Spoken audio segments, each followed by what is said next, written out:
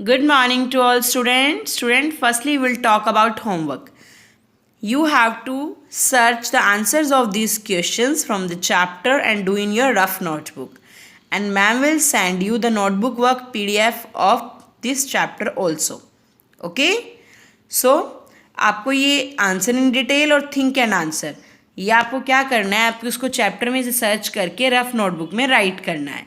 और साथ में मैम आपको नोटबुक वर्क की PDF भेजेंगे, वो आपने किस में करनी है, फेयर नोटबुक में करनी है। ये फेयर में नहीं करोगे, ये पहले आप रफ पे सर्च करोगे। Okay, now your values. When Rachel realize that a tornado is about to hit, she first runs to the field to warn her father.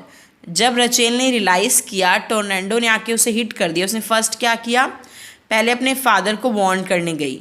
Then returns to the safety of the sealer, उसके बाद sealer की safety की तरफ देखा। This is because she cares for his safety, क्योंकि वो उसकी safety के लिए केयरिंग थी। You have an exam and her hurrying to school. When you see a small child injured and crying in the middle of the road, no one is stopping to help him, what will you do. Suppose करो आप school जा रहे हो और आपका exam है, आप जल्दी में हो और एक स्मॉल चाइल्ड है वो इंजर्ड हो गया है और सड़क पे खड़ा चिल्ला रहा है, कोई उसकी हेल्प करने नहीं आ रहा, आप क्या करोगे। We should always try to be selfless in our action, हमें हमारे एक्शन में क्या होना चाहिए, सेल्फलेस होना चाहिए।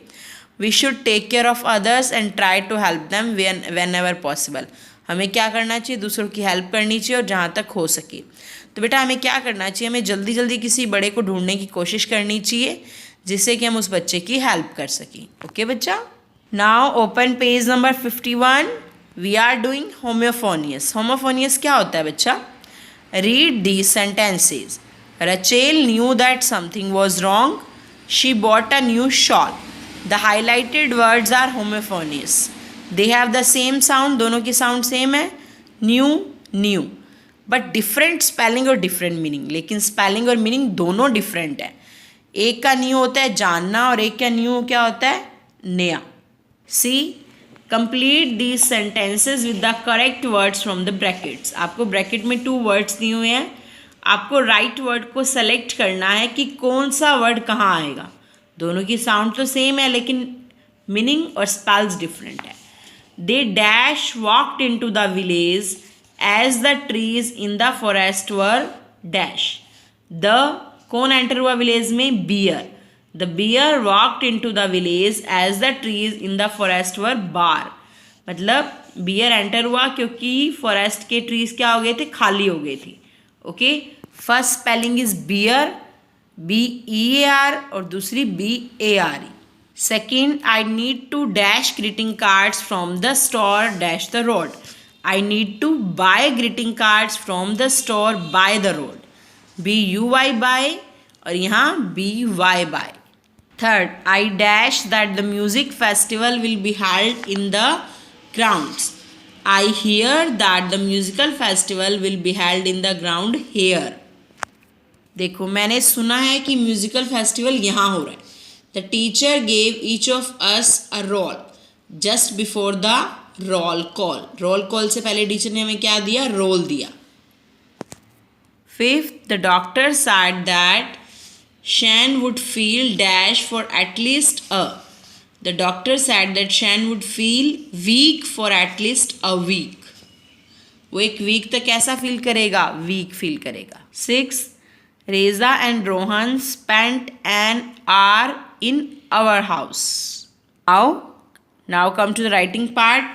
Writing. Read this paragraph. First, Rachel listened to the wind. She heard the thunder and knew that a tornado was coming.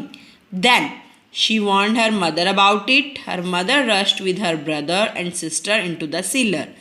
She also took the canary. Next, Rachel ran towards the field to warn her father. Her father could not see the tornado and thought that he would have time to return home with his oxen.